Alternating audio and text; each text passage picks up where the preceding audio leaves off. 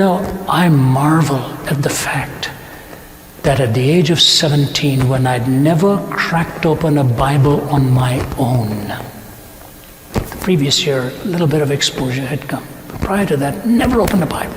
I'm not even sure we had one in the home. I think my dad had one.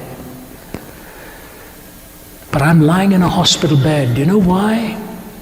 Because I wanted out of life. My life had no meaning. I wanted to be a cricketer. I wanted to play tennis. I did it well, but I would never have excelled to the ranks of the best. So I wasn't even going to make it there. I just did it, played at a university level, that was it.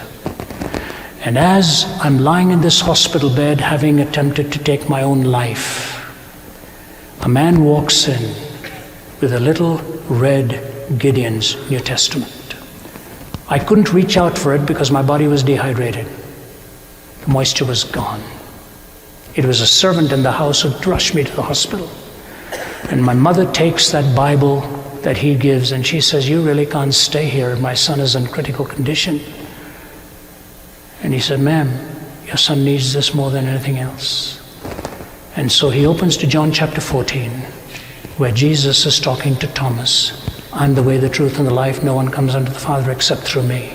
And then he goes on in verse 19 and says, "Because I live, you also shall live." The power of the Word of God to crack open this encrusted heart of a young man who'd never had the wisdom to open it before. And I begin to pray. And I say, "Lord, if you are the Lord of life, take me out of this hospital room. I will leave no stone unturned in my pursuit of truth." That day is so vivid in my mind.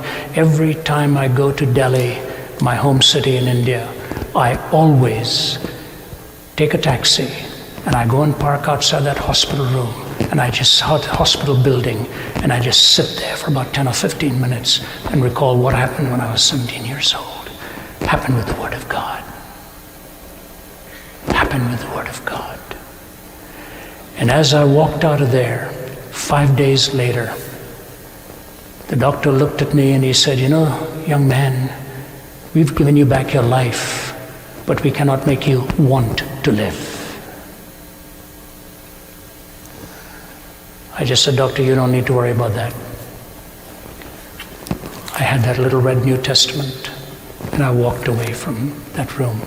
The man who brought that New Testament into my room died last year. I spoke to him a few days before he died from our home in Atlanta. He was living in Los Angeles. I wanted to come over. He said, "Rav, don't. He said, "You've got many, many other things to do." But here's what he said to me. He said, "I just want to say to you, I sit down sometimes and watch you on YouTube, and the tears run down my face, and I think to myself, the main reason God brought me into this world was to bring that Bible to you." I said, "Fred, God brought you into the world for a lot more than just that." He said, "No, man."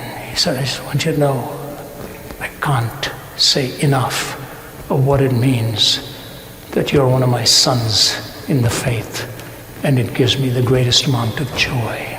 Thy word is truth. Thy word is truth."